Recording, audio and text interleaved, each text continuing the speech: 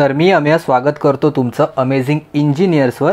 तर विद्युत सहाय्यकची महाट्रान्सकोमध्ये जी वॅकन्सी आली होती त्याची डेट नुकतीच अनाउन्स झालेली आहे। 18 मार्चला आपली एग्जाम होणार आहे आणि एवढ्या शॉर्ट नोटीसवर एग्जाम येईल असं कोणालाच एक्सपेक्टेड नव्हतं। तर त्यामुळे आता उरलेल्या दिवसात आपण कसं प्रिपरेशन करू शकतो, कसं टाईम मॅनेज करू शकतो, आता बऱ्याच मुलांचं टेन्शनसुद्धा आलं असेल। तर ज्यांची अजूनही तयारी झाली नसेल तर त्यांच्यासाठीच आपण एक क्रॅश कोर्स घेऊन येतो आहे। यातले सगळे टॉपिक फार इम्पॉर्टंट असेल जे आत्ता एक्झाम झालेले आहेत रिसेंट टेक्निशियनच्या, त्या एक्झामला सिनियर टेक्निशियनची जी एक्झाम झाली असेल त्याच्या अनुषंगाने आणि येणारी टेक्निशियन 1 आणि टेक्निशियन 2 ची जी वॅकन्सी आहे त्याच्यामध्ये काय काय इम्पॉर्टंट टॉपिक्स आपल्याला समजत आहेत तेच मोस्टली आपल्याला विचारण्याचे चान्सेस आहेत। तर त्या अकॉर्डिंगच हा मी क्रॅश कोर्स आहे तो डिझाईन करतो आहे आणि तुम्हाला असं अजिबात वाटणार नाही की तुमचा टाईम वेस्ट होतो आहे म्हणून, कारण मी मिनिमम टाईममध्ये मॅक्झिमम कंटेंट तुम्हाला देण्याचा प्रयत्न करेन। तर त्यामुळे महापारेषणची जी आपली विद्युत सहाय्यकची एक्झाम आहे तसंच महावितरणची सुद्धा एक्झाम येणार आहे, त्याच्यासाठी हा तुम्ही क्रॅश कोर्स आहे तो डेफिनेटली फॉलो करू शकता। मॅक्झिमम एक्झामपर्यंत मी व्हिडिओ तुम्हाला द्यायचा प्रयत्न करेन जेणेकरून सगळा सिलेबस आपला आणि जो काही इम्पॉर्टंट टेक्निकलचा पोर्शन आहे तो आपला कव्हर होईल। ओके, तर व्हिडिओ स्टार्ट करायच्या आधी माझ्याबद्दल थोडं इंट्रोडक्शन देतो तुम्हाला, जे मुलं नवीन असतील तर, कारण आपल्या चॅनलवर बरीच डिग्री केलेली आणि डिप्लोमा केलेली मुलं आहेत पण ITIचे मुलं फार नसतील, तर त्यामुळे तुम्हाला सगळ्यात पहिला माझं इंट्रोडक्शन देतो। माझं नाव आहे अमेय खेडेकर आणि मी ऑलरेडी महाट्रान्सकोमध्ये असिस्टंट इंजिनियर म्हणून जॉईन केलेलं आहे। महाजनको JEEची एक्झाम मी क्रॅक केलेली आहे, महाट्रान्सको AEची एक्झामसुद्धा क्रॅक केलेली आहे आणि 4 वर्षाचा मला टीचिंग एक्सपिरियन्स आहे। ठीक आहे, तर तुमचा जास्त टाईम वेस्ट न करता आपण डायरेक्टली बघूया, आपल्या टॉपिककडे वळूया। तर सगळ्यात पहिल्यांदा आपला फर्स्ट टॉपिक आहे सिम्बॉल्स म्हणजे चिन्ह। इझी टॉपिकपासून चालू करूया जेणेकरून तुम्हाला आयडिया पण येईल माझ्या टीचिंगच्या बाबतीत सुद्धा, आणि बेसिकपासून जर कव्हर केलं जे फिक्स मार्क आहे ते आपण सगळ्यात पहिल्यांदा ग्रॅप केले तर आपला ओव्हरऑल स्कोर आहे तो इम्प्रूव्ह होईल। ठीक आहे, तर डायरेक्टली स्टार्ट करूया। सिम्बॉल्स डायरेक्टली विचारले जातात की हे कुठलं चिन्ह आहे, तर इथे मी खाली इथे आन्सर पण दिलेलं आहे। DC म्हणजे डायरेक्ट करंटचं जे काही चिन्ह असतं ते सरळ फ्लॅट लाईन असते। DC करंट म्हणजे डायरेक्ट करंट जे आपल्या बॅटरीमध्ये वगैरे असतं त्याचं जर आपण वेवफॉर्म ड्रॉ केली तर असं काहीतरी दिसून येतं। आणि अल्टरनेटिंग करंट म्हणजे AC वेवफॉर्म ज्याच्यामध्ये एक सायकल असते ती आपली पॉझिटिव्ह असते आणि दुसरी सायकल असते ती आपली निगेटिव्ह असते, त्यामुळे अशा प्रकारचं चिन्ह आपल्याला इथे दिसून येतं, त्यामुळे हे ACचं चिन्ह आहे। ऑप्शन 1 इकडे करेक्ट ऑप्शन होऊन जाईल। ओके, फ्रिक्वेन्सी नाही आहे, फ्रिक्वेन्सी आपण ACसाठीच काढतो आणि प्रवाह म्हणजे करंट, करेक्ट, तर त्याचे सिम्बॉल्स वेगळे असतात। DCचं सिम्बॉल पण इथे दाखवलेलं आहे। फ्रिक्वेन्सी आणि करंटचं वगैरे काय असेल ते आपण थोड्याच वेळात बघून घेऊ। प्रवाहासाठी मोस्टली आपण करंटची जी डिरेक्शन असतो ॲरोने त्या प्रकारे दर्शवतो आणि फ्रिक्वेन्सीचं जे काही युनिट असतं ते हर्ट्ज असतं, तर त्या अकॉर्डिंग त्यांचं मीटर वगैरे असतं, तर ते आपण थोड्याच वेळात बघूया। पुढचं आहे का आहे हे त्यांनी विचारलं चिन्ह कसलं आहे। ओके, तर बऱ्याच ठिकाणी आपण वापरलं सुद्धा असेल, तर हे अर्थिंगचं सिम्बॉल आहे किंवा अर्थ पॉईंटचं सिम्बॉल आहे। इथे ऑप्शन काय काय आहेत, पॉझिटिव्ह पॉईंट आहे, निगेटिव्ह पॉईंट आहेत, न्यूट्रल पॉईंट आहेत आणि अर्थ पॉईंट आहेत। ओके, तर न्यूट्रल आणि अर्थमध्ये आपल्याला कन्फ्युजन होऊ शकतं, बऱ्याचदा होतं। चिन्ह तुम्हाला वाटताना सोपी वाटतील पण ऑप्शन्समध्ये तुम्ही कन्फ्यूज होऊ शकता एक्झाममध्ये, आणि ड्यू टू टायमरमुळे आपल्याला तिकडे कन्फ्युजन होतं। त्यात काही चुकीचं नाही आहे किंवा त्यात सगळ्यांनाच होऊ शकतं, तर त्यामुळे हे आपण डिस्कशन करतोय। तिथे अर्थ पॉईंट इथे करेक्ट आन्सर होईल। अर्थिंगचं हे आहे, सोबतच अर्थसोबत अर्थ टर्मिनलसुद्धा येऊ शकतं। अर्थ टर्मिनल कसं असतं, इथे 2 सर्कल असतात त्याच्यावरती, आणि अर्थ जर प्लेट असेल तर या अर्थिंगच्या सिम्बॉलच्या आजूबाजूलाच इथे चौकट असते आपल्याला, करेक्ट, त्याला म्हणतो अर्थ प्लेट। आता सोबत पॉझिटिव्ह आणि निगेटिव्ह पॉईंट असेल तर काय असू शकतं, पॉझिटिव्हसाठी आपण असं दर्शवतो, निगेटिव्ह असेल तर आपण असं दर्शवतो, करेक्ट। न्यूट्रलला बऱ्याचदा आपण N वगैरेने दर्शवतो, स्टार पॉईंटमध्ये आपल्याला तो दिसून येतो। दुसरं एक सिम्बॉल आहे, हे कसलं चिन्ह दर्शवतो बऱ्याच जणांना माहिती पण असेल, तुम्ही स्वतःहून ट्राय करा खाली आन्सर बघायच्या आधीच।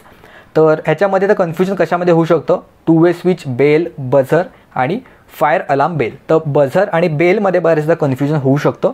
तुम्ही बघितलं हे बेलचं सिम्बॉल आहे, हा जो काय घुमट आहे तो वरच्या डिरेक्शनने आहे आणि बझरमध्ये हा जो घुमट आहे तो असा खालच्या डिरेक्शनने आहे, करेक्ट। तर आपण सिमिलरली हे जे आपलं चिन्ह दिलेलं आहे हे आपल्याला बझरसारखं दिसतं, इलेक्ट्रिक बझरसारखं, त्यामुळे ऑप्शन 3 माझा इथे करेक्ट ऑप्शन होऊन जाईल। सायरनचा पण सिम्बॉल एकदा बघून घ्या आणि फायर अलार्मचं सिम्बॉलसुद्धा एकदा बघून घ्या।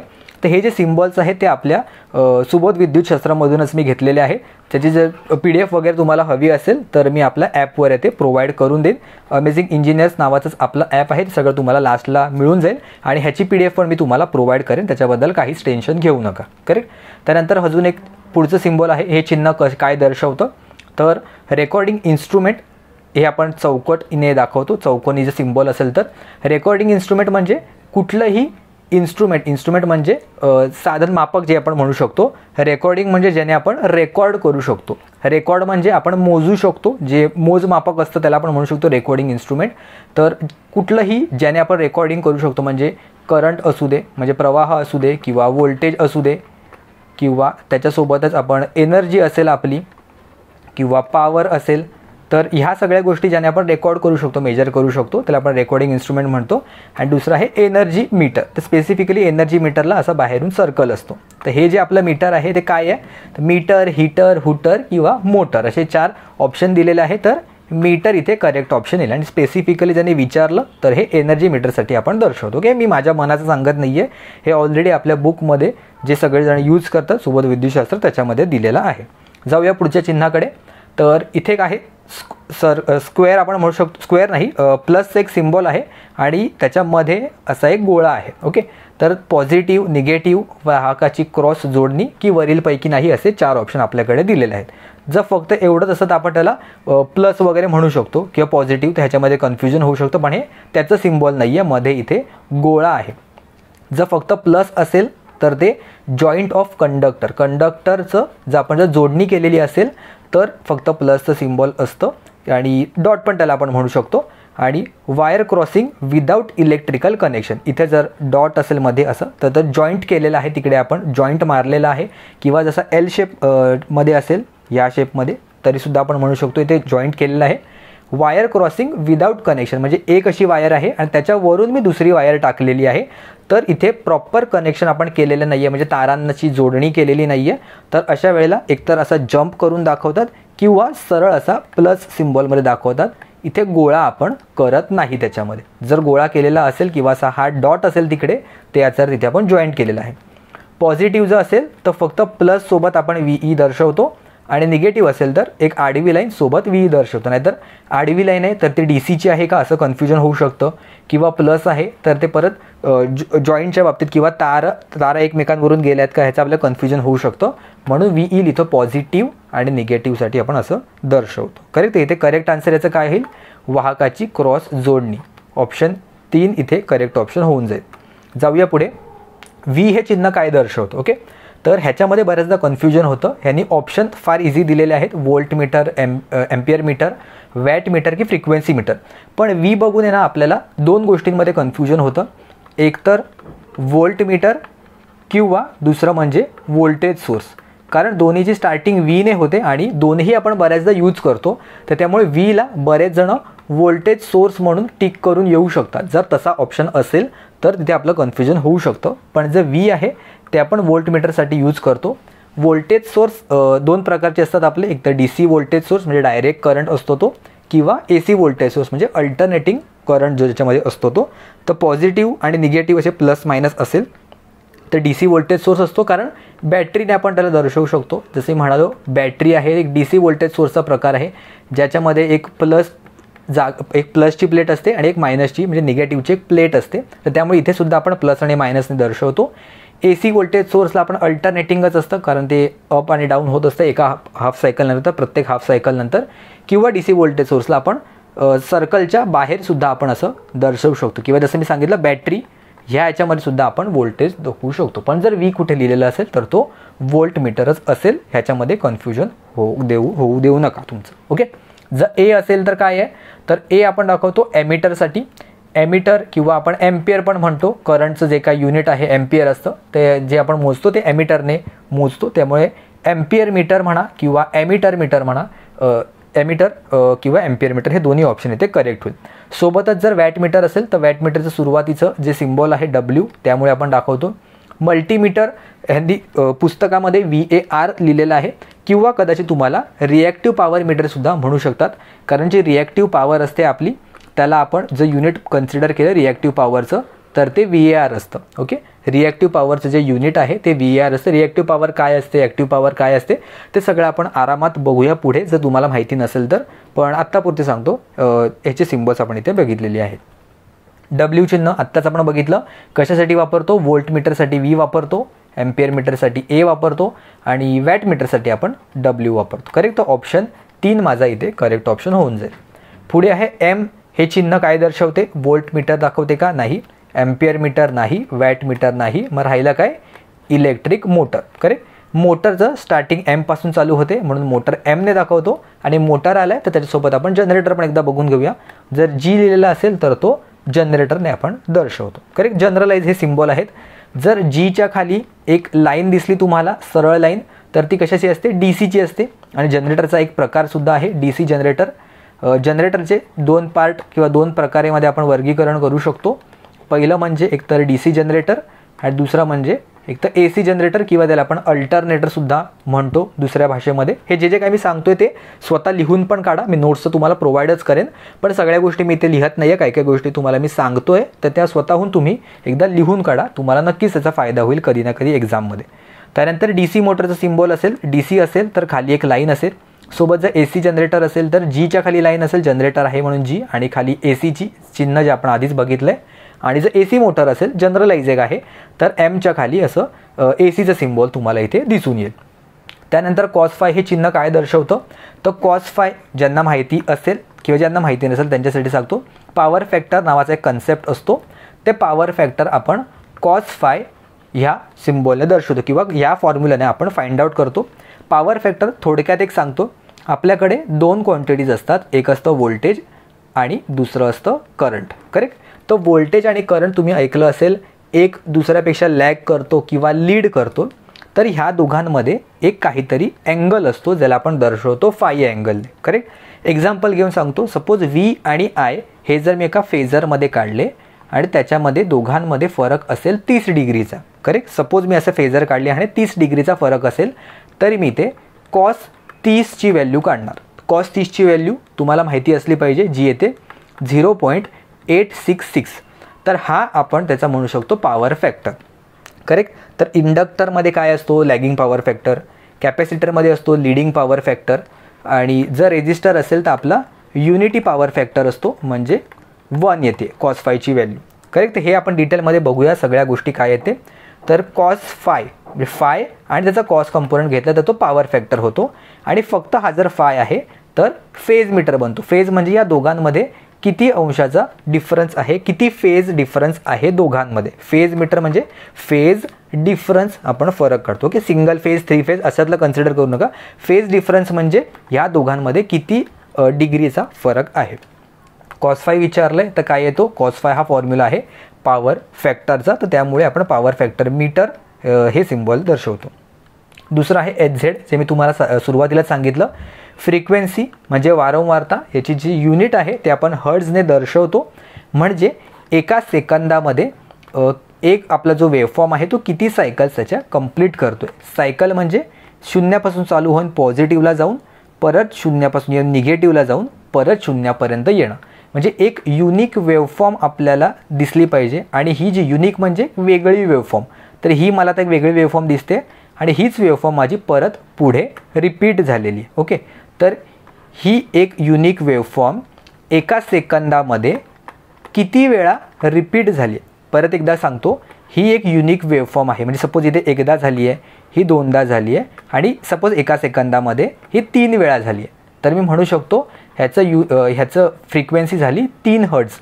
असंच जर एक सायकल माझी एका सेकंदामध्ये 50 वेळा रिपीट करते स्वतःला म्हणजे हा जो एक युनिक वेवफॉर्म आहे ती अशी अजून 50 वेळा होते एका कंप्लीट सेकंदामध्ये. तर तेव्हा आपण म्हणतो आपली फ्रिक्वेन्सी आहे 50 हर्ट्झ. जी आपली भारतामध्ये आपण म्हणतो फ्रिक्वेन्सी आहे 50 हर्ट्झ. ह्याच्यामध्येच म्हणतो आपण की एका सेकंदामध्ये 50 वेळा तो पॉझिटिव्हला जातो आणि 50 वेळा तो निगेटिव्हला जातो. म्हणजे एक सायकल कंप्लीट करतो अशी 50 वेळा ती होते रिपिटेटिव्ह. त्यामुळे आपला जो बल्ब आहे तो सुद्धा बंद चालू होतो. पण ते 50 वेळा होतं एका सेकंदामध्ये. त्यामुळे आपल्या डोळ्याला ते इझिली दिसत नाही. ओके. ते सगळ्या गोष्टी आपण डिटेलमध्ये डिस्कस करूया येत्या काही व्हिडिओमध्ये. तर फ्रिक्वेन्सी मीटर ह्याचं करेक्ट उत्तर होईल ओहम मीटर. तर ओहम म्हणजे कशाने काय मेजर करतो आपण? रेजिस्टन्स असेल किंवा इम्पिडन्स असेल तर या सगळ्या गोष्टी आपण ओहम मीटरने मेजर करतो. पुढे आहे हे कनेक्शन कसलं आहे? तर स्टारचं कनेक्शन आहे. हे माहीत नसेल तर इथे मेन्शन करतो. स्टार कनेक्शन आहे. स्टार कनेक्शन म्हणजे बघा ही जी वाइंडिंग असते आपली वाइंडिंग म्हणजे मोटरमध्ये वाइंडिंग असते, आपल्या घरातल्या फॅनमध्ये वाइंडिंग असते, किंवा जिथे कुठे वाइंडिंग यूज होते ते आपण तर स्टार फॅशनमध्ये कनेक्ट करतो किंवा डेल्टा फॅशनमध्ये कनेक्ट करतो. हा ते शब्द दिलेला आहे डेल्टा कनेक्शन. तर स्टार म्हणजे असं इथे फॅशनमध्ये दिलेलं असतं. 3 फेजेस असतात, एक आर फेज, दुसरा असतो वाय फेज आणि तिसरा असतो बी फेज. तर तुम्ही इथे पाहू शकता ह्या ज्या फक्त वाइंडिंग आहेत हे तिघंही कुठेतरी एका पॉईंटला इथे जोडले गेलेले आहेत. हा जो मी लाल कलरने इथे दाखवला मधोमध मेन्शन केलेला आहे, इकडे हे तिघंही जॉईंट होतात. तर ह्या पॉईंटला आपण एन म्हणजेच न्यूट्रल पॉईंट असं म्हणतो. तर जर ह्या वाइंडिंगमध्ये 3 फेजेस आहेत आर, वाय आणि बी, तर आरपासून एनपर्यंत जर मी व्होल्टमीटरने व्होल्टेज मोजलं तर त्याला आपण म्हणतो फेज व्होल्टेज. म्हणजे कुठलेही एक लाईन, हे जे आर, हे वाय आणि हे बी आहे त्याला आपण म्हणतो लाईन, आणि एन आहे त्याला आपण म्हणतो, म्हणजे आर आणि एन ह्या दोघांमध्ये जर मी व्होल्टेज घेतलं तर त्याला मी म्हणतो फेज व्होल्टेज. जर बी आणि एन ह्या दोघांमध्ये मी व्होल्टमीटर लावला आणि व्होल्टेज फाइंड आउट केलं तर ते पण होईल फेज व्होल्टेज. किंवा वाय आणि एन ह्या तिघांपैकी आर वाय बी पैकी कुठलाही एक आणि एन पकडला तर तो होतो माझा फेज व्होल्टेज. आणि जर या आर वायमध्ये व्होल्टेज घेतलं, वाय बीमध्ये जर मी व्होल्टमीटर लावला सपोज इथे आणि व्होल्टेज मेजर केलं, जर मी आर आणि बी या दोघांमध्ये एक व्होल्टमीटर लावला आणि इकडे व्होल्टेज किती आहे हे मेजर केलं तर ते मला देतं लाईन व्होल्टेज. ओके. जर फेज व्होल्टेज आणि लाईन व्होल्टेज ह्या दोघांमध्ये कन्सेप्ट आपल्याला कनेक्शन आपल्याला माहिती पाहिजे कसं असतं ते, किंवा त्याचे सिम्बॉल्स काय आहे. तर जे फेज व्होल्टेज असतं ते लाईन व्होल्टेजच्या √3 पटीने कमी असतं. म्हणजे लाईन व्होल्टेज भागिले मी √3 केलं तर मला फेज व्होल्टेजची व्हॅल्यू मिळते. नेहमी लक्षात ठेवा लाईन व्होल्टेज हे माझं ग्रेटर दॅन किंवा इक्वल टू असतं फेज व्होल्टेजच्या. एकतर ते डेल्टा असू दे किंवा स्टार असू दे, एनी कुठल्याही कंडिशनमध्ये लाईन व्होल्टेज माझं एकतर मोठं तरी असेल किंवा समान तरी असेल, पण कधीही लहान असणार नाही लाईन व्होल्टेज. डेल्टामध्ये हे दोघंजण इक्वल होतं, जे आपण थोड्याच वेळात बघूया. ओके. तर मी ओव्हरऑल हे सांगतोय, एकतर जास्त असेल किंवा इक्वल असेल पण कधीच कमी नसणार लाईन व्होल्टेज. आणि जर आपण करंट बघितला तर फेज व्होल्टेज आणि लाईन व्होल्टेज, फेज करंट आणि लाईन करंट दोन्ही समान असतो. फेज करंट कधी म्हणतो, जेव्हा फक्त हा वाइंडिंगमधून जो करंट फ्लो होतो आहे ना त्यांना मी म्हणू शकतो फेज करंट आहे. आणि ह्या आर टर्मिनलपासून जो करंट फ्लो होतो त्याला मी म्हणू शकतो हा लाईन करंट आहे. तर जो तुम्ही इथे बघितलं हा जो करंट आहे लाईन करंट हा पुढे आला आहे आणि हाच करंट माझ्या वाइंडिंगमध्ये फ्लो होतो आहे. ओके. वाइंडिंग म्हणजे हे तुम्हाला जे वेटोळे दिसत आहेत ते. तर टर्मिनल म्हणजे आरपासून जो करंट आहे त्याला मी सुरुवातीला म्हणालो लाईन करंट, पण तोच करंट असा पुढे पुढे जाऊन ह्याच्यामध्ये खाली उतरला आहे वाइंडिंगमध्ये. म्हणजे स्टारमध्ये जो माझा लाईन करंट आहे तोच माझा फेज करंट आहे. करेक्ट. पण व्होल्टेजेस बघितलं तर ह्या दोघांमध्ये मला फक्त एकच वाइंडिंग दिसते. करेक्ट. आर आणि न्यूट्रलमध्ये, त्यामुळे त्याला फेज व्होल्टेज म्हणतो. पण जर आर आणि बीमध्ये मी इथे व्होल्टमीटर लावला तर इकडे ही एक वाइंडिंग आणि ही दुसरी वाइंडिंग येते. त्यामुळे दोन्ही वाइंडिंगचं व्होल्टेज मला तिथे कन्सिडर होतं. पण ते दुप्पट नाही होत, ते √3 पटीने होतं. म्हणजे 1.732 पटीने जास्त असतं फेज व्होल्टेजपेक्षा. करेक्ट. हे बेसिक तुम्हाला मी एक आयडिया दिली. लक्षात कसं ठेवायचं, फेज म्हटलं की वाइंडिंगच्या निगडीत काहीतरी असणार आणि टर्मिनल म्हटलं तर लाईनच्या निगडीत काहीतरी असणार. टर्मिनल म्हणजे हे जे पॉईंट्स असतात ते आर वाय आणि बी. दुसरं आहे डेल्टा. असं ट्रायंग्युलर शेपमध्ये असेल तर डेल्टा कनेक्शन त्याला आपण म्हणतो. इथे ऑप्शन 2 करेक्ट येईल. इथे जर तुम्ही बघितलं तर आर आणि वायमध्ये जर मी व्होल्टमीटर लावला तर हे मला फक्त टर्मिनलमध्ये लावलं तर मला काय देईल, ते लाईन व्होल्टेज देईल. करेक्ट. पण सेमच पॉईंट आहे हा इथे वाइंडिंगला कनेक्टेड आहे आणि हा पॉईंट पण इथे वाइंडिंगला कनेक्टेड आहे. म्हणजे वाइंडिंगच्या अक्रॉस जरी मी व्होल्टमीटर लावलं काय आणि या टर्मिनलच्या अक्रॉस जरी मी व्होल्टमीटर लावला काय मला सेमच व्हॅल्यू मिळेल. त्यामुळे फेज व्होल्टेज आणि लाईन व्होल्टेजची व्हॅल्यू डेल्टामध्ये मला समान मिळते. परंतु करंट ह्याच्यामध्ये वेगळा होतो. मी काय म्हणालेलो, वाइंडिंगमधून जो फ्लो होतो तो करंट असा असतो. करेक्ट. ह्याला म्हणतो आपण IPH. हा असतो माझा IPH म्हणजे फेज करंट. आणि जो टर्मिनलमधून फ्लो होतो तो असतो माझा लाईन करंट. तर आता जर तुम्ही इथे बघितलं तर ह्या पॉईंटमधून लाईन करंट येतो आणि फेज करंट येतो आणि काहीतरी इथे पास होतो आहे. म्हणजे जो लाईन करंट आहे आणि फेज करंट आहे तो इथे समान नाही आहे. तर त्यावरून मला एवढं तरी लक्षात येऊ शकतं की लाईन करंट आणि फेज करंट वेगवेगळे आहेत. तर नेहमीच्या फॉर्म्युला म्हणून की IP नेहमी कमी असणार लाईनपेक्षा, फेज जो असतो तो नेहमी कमी असतो लाईनपेक्षा, तर तो √3 पटीने इथे कमी असतो. ठीक आहे. इथे तुम्ही बघून घ्या, मी सगळ्या गोष्टी इथे मेन्शन केलेल्या आहेत. अजून काही काही इम्पॉर्टंट सिम्बॉल आहेत ते पण मी तुम्हाला प्रोव्हाइड केलेले आहेत वाइंडिंग रिलेटेड. व्हिडिओ पॉज करून घ्या, एकदा बघून घ्या आणि जर तुम्ही कॉपी बनवली असेल त्याच्यामध्ये तुम्ही नोट डाऊन करणार असाल तर डेफिनेटली नोट डाऊन करा. त्यांचे PDF वगैरे ते तुम्हाला प्रोव्हाइड करीनच. ओके, तर नेक्स्ट क्वेश्चन ह्या रिलेटेडच होता. जर तुम्ही नीट बघितलं असेल आता जे मी सांगितलं आहे तर ह्याचा उत्तर तुम्ही करेक्ट द्या. काय आहे? Star connection, delta connection, double star connection की double delta connection. Okay, video pause करा, एकदा चेक करा पाहिजे काय आहे ते उत्तर आणि मग पुढे जा. इथे उत्तर सांगतो तुम्हाला. ऑप्शन 4 इथे करेक्ट आन्सर येईल, डबल डेल्टा कनेक्शन. हे बघा इथे सगळ्यात लास्टला मेन्शन केलं होतं 6 फेज डबल डेल्टा वाइंडिंग. म्हणजे काय? डेल्टा कसा होता आपला, असा एक ट्रायंगल होता आणि ह्याच्या उलटा मी अजून एक असा ट्रायंगल लावला, झाला स्टार. दिसताना तो स्टार म्हणजे चांदणीसारखा वाटेल, त्यामुळे बरेच मुलांचं माहिती नसेल तर ते स्टार कनेक्शन टिक करून येतील, पण ऑप्शन चुकेल किंवा डबल स्टारसुद्धा नाही आहे. ह्याच्यामध्ये डबल डेल्टा कनेक्शन आहे, ऑप्शन डी करेक्ट आहे. डेल्टामध्ये सांगायचा अजून एक पॉईंट होता की इथे न्यूट्रल पॉईंट आपला ॲब्सेंट असतो. इथे बघितलं एक न्यूट्रल पॉईंट आहे, त्यामुळे इथे टोटल 4 वायरी तुम्हाला दिसून येतील स्टारमध्ये, पण डेल्टामध्ये आपल्याला नेहमी 3च वायरी इथे दिसून येतात मोस्टली. इथे काही काही ठिकाणी तुम्हाला 4 दिसेल. हे जर डेल्टा कंप्लीट केलं आहे बघा, इथे हे डेल्टा आणि इथे वाइंडिंग आहे, पण हा अर्थिंग तिथे केलेलं आहे, ग्राउंडिंग केलेलं आहे, त्यामुळे तुम्हाला तिथे 4 वायरी आहेत ते दिसून येते. ठीक आहे, जाऊया पुढे. हे एक सिम्बॉल कसलं आहे? ह्याच्यामध्ये तुम्हाला नीट बघावं लागेल.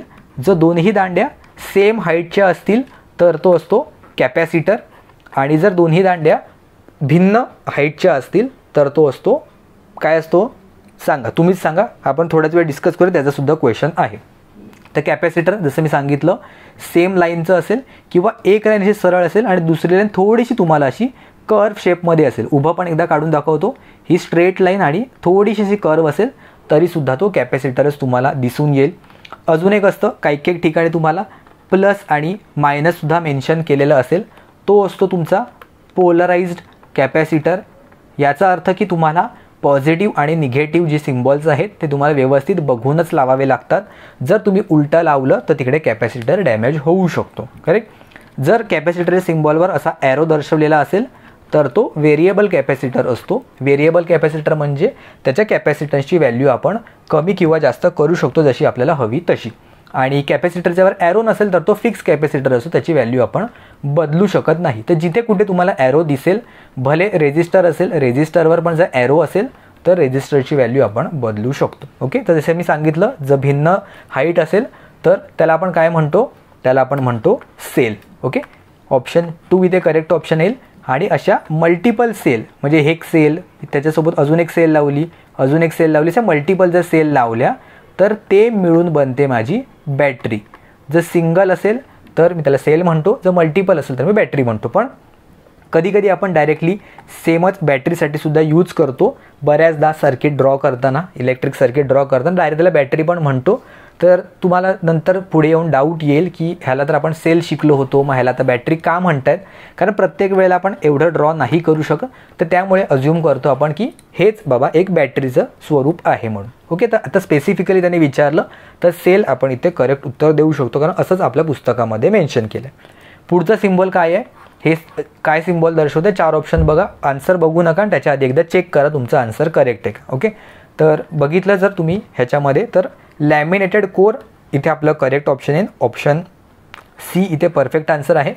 जर मॅग्नेटिक कोर आहे तर तुम्हाला असं डार्क एक स्क्वेअर आहे तो इथे तुम्हाला असा दिसून येईल.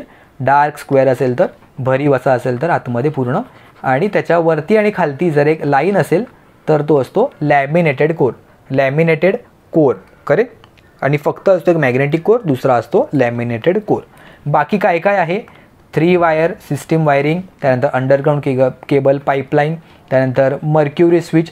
तर हे सुद्धा एकदा बघून घ्या याचे सिम्बॉल्स काय आहेत ते. त्यानंतर जर 2 असे सर्कल असतील एकमेकांना जे छेदलेले असतील तर त्याला आपण काय म्हणतो? ट्रान्सफॉर्मरच्या 2 स्वतंत्र winding, auto transformer, watt meter 2 स्वतंत्र की करंट ट्रान्सफॉर्मर. ओके, तर ट्रान्सफॉर्मरसाठी आपण हे चिन्ह दर्शवतो, फक्त उभं किंवा आडवं कसंही ड्रॉ करू शकतो.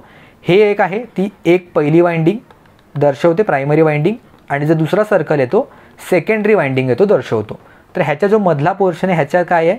त्याच्यामध्ये मॅग्नेटिक इंडक्शन होतं, म्हणजे फ्लक्स जे प्रायमरीचे ते सेकंडरीमध्ये लिंक होतात आणि सेकंडरीच्या प्रायमरीसोबत लिंक होतात म्युच्युअल इंडक्शनमुळे. तर त्यामुळे असे ते एकमेकांना असे छेदलेले दाखवले. तर हे 2 वाइंडिंग आहे, transformer with 2 winding, separate winding. Option 1 इथे करेक्ट ऑप्शन होईल. कधी कधी तुम्हाला असं पण चिन्ह बघायची सवय असेल तर हे सुद्धा करेक्ट आहे, याच्यामध्ये काहीच चूक नाही आहे. आपण कुठलंही दाखवतो.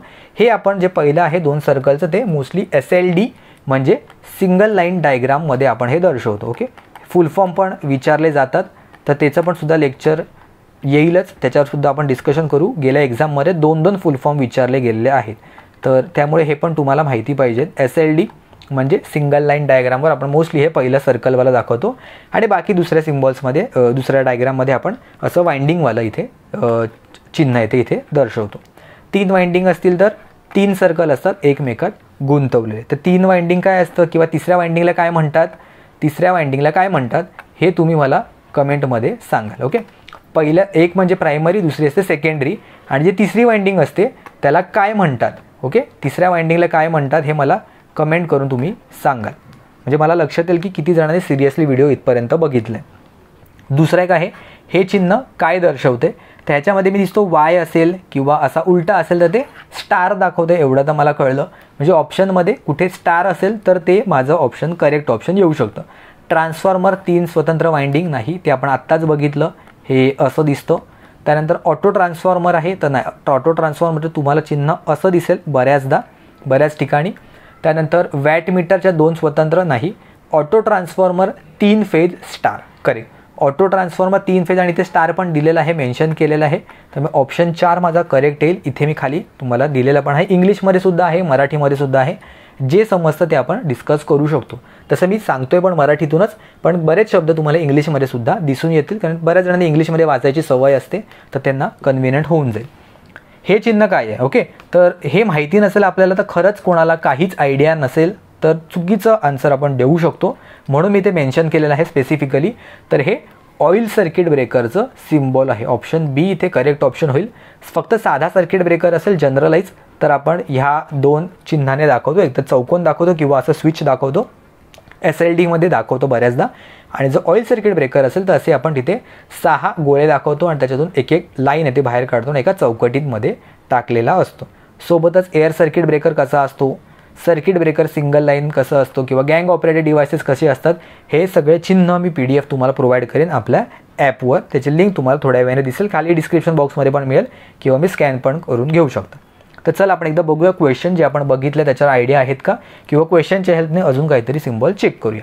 Sir, what is represented by the below symbol. हा RRB ALPच्या इलेक्ट्रिशियन एक्झामला विचारला गेला होता 2019ला. तर हे तर मला कळलं की हे कॅपॅसिटर आहे, हे आपण थोड्या वेळापूर्वी आता बघितलं होतं. पण 2 ऑप्शन आहेत माझ्याकडे, कॅपॅसिटर आणि कॅपॅसिटर पोलराइज. तर ह्याच्यावर तुम्हाला लक्ष द्यायचं आहे की ते प्लसचं सिम्बॉल आहे, म्हणजे इथे पोलॅरिटी मेन्शन केलेली आहे. पोलराइज म्हणजे जिथे पोलॅरिटी म्हणजे काय, प्लस किंवा मायनस असं मेन्शन केलेलं आहे, तो पर्टिक्युलर कॅपॅसिटर किंवा तो पर्टिक्युलर सिम्बॉल. तर ह्या 2 ऑप्शनमध्ये तिसरा नंबरचा ऑप्शन आहे तो माझा जास्त करेक्ट ऑप्शन आहे. कॅपॅसिटर आहे, मान्य, मला परफेक्ट आहे, कॅपॅसिटर आहेच तो, पण त्याच्यामध्ये प्लस मेन्शन केलेलं आहे, त्यामुळे पोलराइज कॅपॅसिटर आहे हे माझं अत्यंत करेक्ट आन्सर येईल. आणि आपल्याला 2 ऑप्शनमध्ये कन्फ्युजिंग ऑप्शनमध्ये नेहमी जास्त करेक्ट आन्सर शोधायचं आहे. पुढचा क्वेश्चन आहे SSC JEEच्या एक्झामला विचारला गेला होता. The following symbol is use for. कुठला सिम्बॉल आहे हा, तर टनल डायोडचा सिम्बॉल आहे, इथे मेन्शन केलेला आहे. आपण ऑप्शन 1 करेक्ट ऑप्शन येईल. डायोडवर बऱ्याचदा विचारला गेलेल्या जातात क्वेश्चन, डायरेक्टली सिम्बॉलवर येतात आणि बऱ्याच प्रकारचे डायोड आपल्याकडे अवेलेबल आहेत, त्यामुळे कन्फ्युजनसुद्धा होऊ शकतं जर तुमचं कन्सेप्ट क्लिअर नसतील तर. आता हा वॅरेक्टर डायोड आहे, ह्याच्यामध्ये बघितलं तर एका ट्रँगलसोबत हे कॅपॅसिटरसारखं सिम्बॉल आहे आणि व्हेरिएबल कॅपॅसिटर आहे, करेक्ट. तर वॅरेक्टर डायोड म्हणजे एक व्हेरिएबल कॅपॅसिटरच तो असतो असं तुम्ही म्हणू शकता. ह्याची डिटेल व्हिडिओ मी ऑलरेडी बनवलेली आहे, वॅरेक्टर डायोड वगैरे काय आहे किंवा डिफरंट टाईपचे डायोड हे बेसिक इलेक्ट्रॉनिक्सच्या पार्ट 1 मध्ये मी कव्हर केलेले आहे. BMC JEEची आपली एक प्लेलिस्ट आहे, चॅनलवर जाऊन तुम्हाला इझिली मिळेल. अमेझिंग इंजिनियर आपल्या चॅनलवर प्लेलिस्ट सेक्शनमध्ये BMC JEE इलेक्ट्रिकल इंजिनिअरिंग, त्याच्यामध्ये खाली ही 42 नंबरची व्हिडिओ आहे, त्याच्यामध्ये तुम्हाला सगळे डायोडचे प्रकार दिसून येतील. सोबत बाकी पण काही इलेक्ट्रॉनिक्स आहे ते पण दिसेल. इलेक्ट्रॉनिक्सवर जास्त विचारले नव्हते, पण हे सिम्बॉल समजून घेण्यासाठी तुम्हाला त्याचा नक्की फायदा होईल. सोबतच LED कसा असतो, झेनर डायोड कसा असतो, सिम्बॉल मी दिलेली आहे डिटेलमध्ये, त्या व्हिडिओमध्ये बघू शकता. नेक्स्ट क्वेश्चन आहे UPPCL JEEच्या एक्झामला विचारला गेला होता 2022ला. हे कसलं सिम्बॉल आहे, तर M दिसतोय आणि इथे AC सिम्बॉल आहे, सोबत इथे 3 आकडा, 3 म्हणजे 3 फेज AC आहे. तर DC कंपाऊंड मोटर ही असू शकते का, नाही, DC नसणार, कॉमन सेन्स आहे, कारण इथे खाली मला असं सिम्बॉल दिसतोय. करेक्ट. ऑटो ट्रान्सफॉर्मर असेल का, नाही, ऑटो ट्रान्सफॉर्मर पण नसणार, कारण M लिहिलेलं आहे म्हणजे हा कुठली तरी मोटरच आहे. मग एकदा ती स्क्विरल केज इंडक्शन मोटर असेल की वाऊंड रोटर इंडक्शन मोटर असेल. तर इंडक्शन मोटरचे 2 प्रकार पडतात, स्क्विरल केज आणि वाऊंड रोटर इंडक्शन मोटर. तर सिम्बॉल दोन्ही तुम्हाला ऑलमोस्ट सेम दिसतील, थोडा ह्याच्यामध्ये फरक आहे. एकामध्ये तुम्हाला सिंगल सर्कल दिसेल, एकामध्ये तुम्हाला 2 सर्कल दिसतील. करेक्ट. तर जिथे तुम्हाला 2 सर्कल दिसतील तो वाऊंड रोटरसाठी आपण यूज करतो आणि जिथे सिंगल सर्कल दिसेल तो स्क्विरल केजसाठी. असं लक्षात ठेवा, single circle squirrel cage, single circle squirrel cage. दोन्हीच्या सुरुवातीला S आहे, सिंगलचा पण आणि हा स्क्विरलचा पण, त्यामुळे ह्याच्यावर लक्षात ठेवू शकता. आणि वाऊंड रोटरमध्ये 2 V आहेत, 2 V, हा एक V आणि हा दुसरा V, तर त्यामुळे 2 सर्कल आपल्याला तिथे दिसून येतात. असं काहीतरी ट्रिक बनवून तुम्ही लक्षात ठेवू शकता की कुठलं सिम्बॉल आहे ते. नेक्स्ट आहे आत्ता जी महाट्रान्सकोची सिनियर टेक्निशियनची एक्झाम झाली होती 25 फेब्रुवारीला, फ्रेश पेपर झाला होता. त्याच्यामध्ये हा डायरेक्टली क्वेश्चन विचारला होता, हे कुठलं सिम्बॉल आहे. ऑप्शन कदाचित थोडे बहुत वेगळे असू शकतील, पण हा क्वेश्चन हे सिम्बॉल एक्झॅक्टली विचारलं गेलं होतं. तर तुम्ही एकदा व्हिडिओ पॉज करून ट्राय करा की हे कुठलं सिम्बॉल आहे ते. ठीक आहे, झालं असेल तुमचं ट्राय. आय होप तुम्ही करेक्ट आन्सर केलं असेल. करेक्ट आन्सर आहे की नाही आहे बघून घेऊया. तर ह्याच्यामध्ये कन्फ्युजन होण्यासारखं आहे, रेजिस्टर किंवा मर्क्युरी स्विच वगैरे, तुम्ही ऑप्शन पण मी तसेच टाकलेत, पण ह्याचं करेक्ट आन्सर आहे फ्यूज. ओके, फ्यूज ह्याचं करेक्ट आन्सर आहे. रेजिस्टर पण तसाच दिसू शकतो, पण त्याच्यामध्ये जर लाईन टाकली तर ती फ्यूज होतो, जर मध्ये लाईन नसेल तर तो होतो माझा रेजिस्टर. करेक्ट. त्यानंतर मर्क्युरी स्विच जर तुम्ही बघितला तर असं तुम्हाला ब्लॅक भरीव दिसेल, कारण मर्क्युरी एक लिक्विड असतं जे कंडक्टिव्ह असतं. त्याच्यातून तुम्ही लक्षात ठेवू शकता, जर करंट इथून आला तर तो ह्याच्यातून पास होऊन इथून पलीकडे जाईल. तर जेव्हा केव्हा हे सर्किट असं कंप्लीट होताना दिसेल तेव्हा आपण म्हणू शकतो की ते नॉर्मली क्लोज आहे, म्हणजे मर्क्युरी स्विच हा बंद आहे, सर्किट कंप्लीट करतोय. आणि जर मी इथून करंट पास केला सपोज, तर फक्त या काळ्यातच जातोय, हा पांढऱ्यात इथे हवा आहे, इथे एअर आहे, इथून माझा करंट हवेतून नाही जाऊ शकत, म्हणजे माझा स्विच आहे तो ओपन आहे. सिम्बॉलला काही ना काहीतरी एक अर्थ आहे, त्या अर्थावरूनच तुम्ही ते लक्षात ठेवू शकतात. आयसोलेटरचं सिम्बॉल आहे ते असं दिसतं. आयसोलेटर काय काम करतं, फ्यूज काय काम करतं, हे सुद्धा मी ऑलरेडी सगळं BMC JEEच्या प्लेलिस्टमध्ये कवर केलेलं आहे. लिंक तुम्हाला खाली डिस्क्रिप्शन बॉक्समध्ये मिळून येईल, ती प्लेलिस्ट नक्की बघा. त्यातले बरेच क्वेश्चन विचारले गेलेले आहेत, इवन केबलवर सुद्धा बरेच क्वेश्चन आले होते, तर ते सुद्धा त्याला फायदा होईल तुम्हाला. रेजिस्टरच्या सिम्बॉलला कधी कधी आपण R पण दाखवतो चौकोनामध्ये, इम्पिडन्स असेल तर Z दाखवतो, इंडक्टन्स किंवा इंडक्टर असेल तर L दाखवतो, किंवा इंडक्टन्ससाठी आपण साधा आपण ह्याने सुद्धा दाखवतो वाइंडिंगने.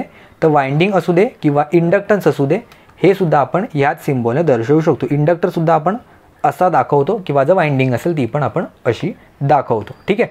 तर आय होप आपण शिकलेलो आज तुम्हाला समजलं असेल आणि तुम्हाला आवडलं असेल. तर ह्याची जे तुम्हाला PDF वगैरे हवे असेल तर आपल्या ॲपवर तुम्हाला ही फ्री PDF मिळून जाईल. ॲपचं तुम्ही इकडे डायरेक्टली इथून स्कॅन करू शकता किंवा प्ले स्टोअरवर जाऊन अमेझिंग इंजिनियर सर्च करू शकता, किंवा खाली तुम्हाला डिस्क्रिप्शन बॉक्समध्ये लिंकसुद्धा मिळून येईल. आणि ही PDF तुम्हाला कुठे मिळेल, तर ॲप ओपन केल्यानंतर इथे डावीकडे 3 लाईन्स येतील, त्याच्यावर क्लिक केल्यानंतर फ्री मटेरियलचा असा तुम्हाला टॅब दिसून येईल. तिथे जर तुम्ही क्लिक केलं तर तुम्हाला तिथे PDF अपलोड केलेली मिळेल.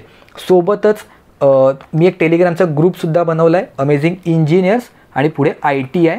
तर ITIसाठी स्पेसिफिकली वेगळा ग्रुप बनवला आहे, कारण त्याचे नोट्स वगैरे सुद्धा वेगळे असतात, तिथे डिस्कशन वेगळं चालू शकतं आपलं, तिथे वेगळ्या व्हिडिओ आपल्या येतील आरामात. तर त्यामुळे अमेझिंग इंजिनियर्स ITI हा टेलिग्रामचा ग्रुप आहे, तर जॉईन करू शकता. आणि फक्त अमेझिंग इंजिनियरचा आपला मेन ग्रुप आहे, कॉमन ग्रुप आहे, तर तो सुद्धा तुम्ही लवकरात लवकर जॉईन करून घ्या. आणि सोबतच नेक्स्ट टॉपिक तुम्हाला कुठला हवा आहे ते आम्हाला खाली कमेंट करून सांगा. आणि जे मी तुम्हाला मगाशी उत्तर विचारलं होतं की जर 3 वाइंडिंग असतील तर तिसऱ्या वाइंडिंगला आपण काय म्हणतो, हा जो तुम्हाला होमवर्क होता तर ह्याचंसुद्धा मला कमेंटमध्ये नक्की कळवून सांगा. ठीक आहे. तर आजच्या व्हिडिओमध्ये एवढंच. भेटूया आपण पुढच्या व्हिडिओमध्ये कोणत्या नवीन टॉपिकसोबत.